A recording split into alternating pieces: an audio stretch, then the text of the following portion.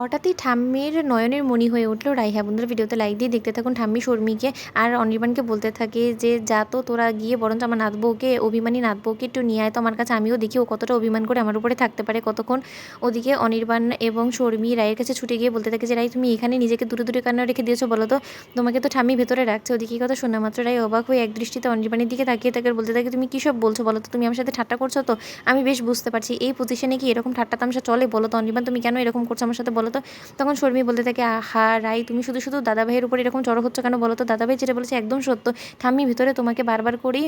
মনে করছে আর তোমাকেই ভিতরে ডাকার জন্য তো আমাদেরকে এখানে আসতে বললো, তুমি কেন শুনছো না, চলো তো বরঞ্চ চলো। ওদিকে রাই ঠাম্মি সামনাসামনি হওয়া মাত্রই ঠাম্মি বলতে থাকে কী রে আমার উপরে এতটাই অভিমান হয়েছে যে এখন নিজের মুখটাও দেখাবি না, এই বুড়িকে তোর একদমই সহ্য হচ্ছে না বলে কি নিজেকে এতটা দূরে করে রেখেছিস নাকি। ওদিকে ঠাম্মিকে কাঁদতে কাঁদতে জড়িয়ে ধরে রাই বলতে থাকে না না ঠাম্মি তুমি এরকম করে কথা বলছো কেন বলো তো,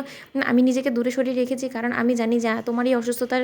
আসল প্রধান কারণই তো আমি, তার জন্য আমি নিজেকে দূরে সরিয়ে রেখেছি। এদিকে বাবা আবার বললো যে আমি তোমার সামনে আসলে তুমি নাকি আরও অসুস্থ হয়ে পড়তে পারো, আমি চাইনি যে আমার কারণে তোমার গুরুতর আরও বেশি অসুস্থতা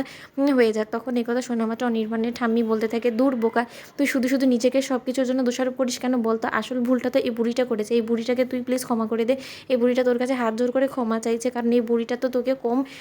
কথা শোনায়নি, কম তোর সাথে অন্যায় করেনি, যদি পারিস তাহলে বুড়িটার মরার আগে অন্তত বুড়িটাকে একবার ক্ষমা করে দিস। ওদিকে রাই কাঁদতে থাকে আর বলতে থাকে ঠাম্মি তুমি এরকম করে কেন বলছো বলো তো, তোমার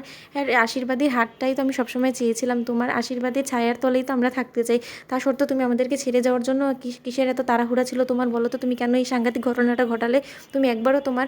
নাত বউয়ের কথা ভাবোনি, তোমার নাতির কথা ভাবোনি। তখন এই কথা শোনা মাত্র রাইকে শর্মি বলতে থাকে কেন শুধুমাত্র দাদা ভাই এবং তোমার কথাই কেন ভাববে, আমাদের কথা ভুলে গেলে চলবে ঠাম্মির। ওদিকে ঠাম্মি বলতে থাকে না সত্যি কথা নাতবো, আমি তোকে প্রথম অনেক ভুল বুঝেছি, তোকে ওই অতীত সম্পর্কে নিয়ে অনেক কেচ্ছা কেলেঙ্কারির কথা মনে করিয়ে করে তোকে অনেক অপমান করার চেষ্টা করছি, এই বুড়িটারই আসলে দোষ, বুড়িটাকে ভীমরতি ধরেছিল যার ফলে কিনা এত বাজে বাজে মন্তব্য করে আমি তোকে এরকম করে অপমান অপদস্থ করেছি শুধুমাত্র ওই সোহিনীর কথা শুনে, সোহিনী আমার ব্রেনটা ওয়াশ করে ফেলেছিল বলে আমি তোর প্রতি এত খারাপ ব্যবহার করেছি, প্লিজ দাদু ভাই তোর কাছে আমি ক্ষমা চাইছি হাত জোর করে। ওদিকে অনির্বাণ বলতে থাকে যে একদম তোমার এই হাতগুলো ক্ষমা চাওয়ার জন্য তুমি ওঠাবে না, যখনই তোমার এই হাতগুলো উঠবে তখন শুধু তোমার নাতবউ এবং তোমার